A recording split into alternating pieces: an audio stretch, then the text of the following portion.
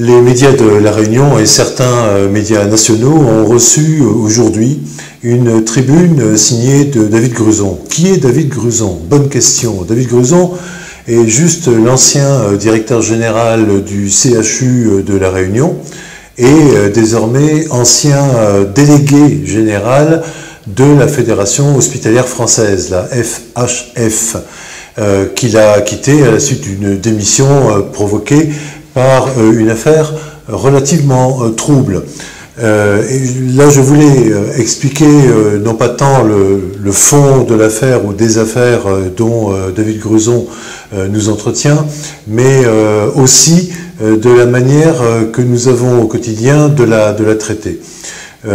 Cette tribune est très longue et plutôt que de la publier telle qu'elle dans le quotidien, j'ai préféré appeler David Gruson, qui se trouve à Paris, et après avoir lu attentivement cette tribune, lui poser les questions qui me semblaient devoir l'être pour éclaircir son propos, pour lui faire préciser les choses ou répondre, si possible, à des questions que lui-même pose et auxquelles il ne répond pas forcément. Enfin bon, voilà, un travail de journaliste, en somme, dit modestement. Donc dans le quotidien de demain, mercredi 4 octobre, on aura notamment par exemple une page 4 qui ressemblera à ça, je vous rassure, avec des photos et elle sera complète, et la page d'à côté, pareil, la page 5.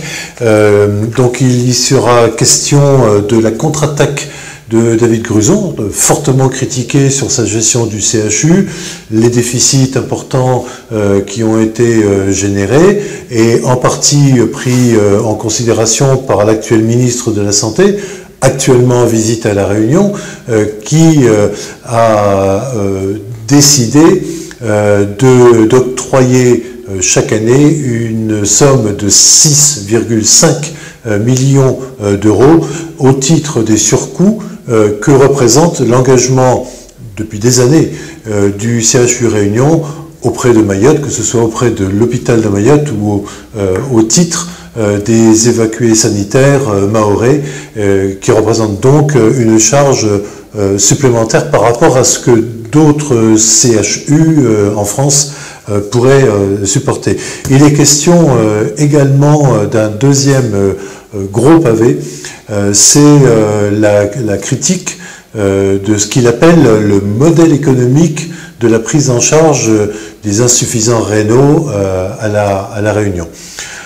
Au fond, David Gruson, quand même un haut fonctionnaire qui vient de la Cour des comptes, son corps d'origine, qui va certainement d'ailleurs rejoindre après l'épisode de la Fédération hospitalière, David Gruson reproche à La Réunion, aux autorités locales, un système de contrôle des opérateurs de santé à deux vitesses.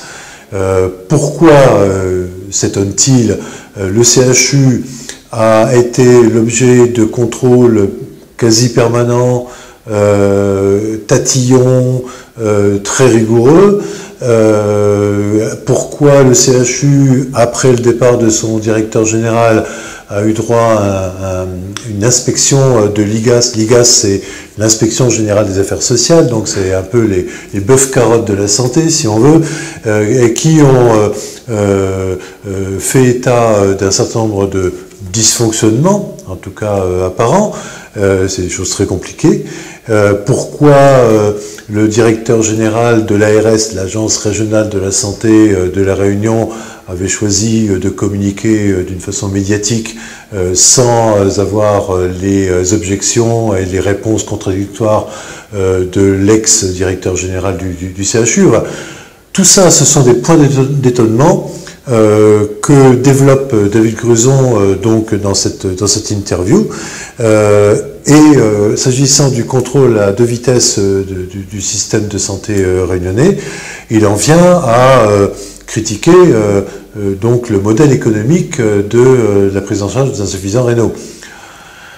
Il ne le dit pas, mais on comprend bien, et malgré mes questions réitérées, il ne cite pas le mot, qu'il parle de l'ORAR. L'ORAR, qui est sous les feux des analyses et des enquêtes de notre confrère Le Gir d'ailleurs, qui est assis sur un trésor de guerre de 22 millions pour une association à but non lucratif. Il y a de quoi effectivement poser des questions et s'étonner.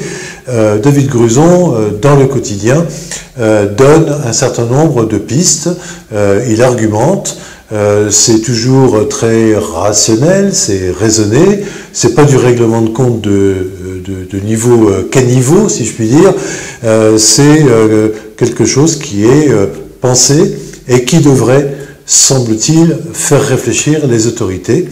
On en saura plus dans les jours et les semaines qui viennent.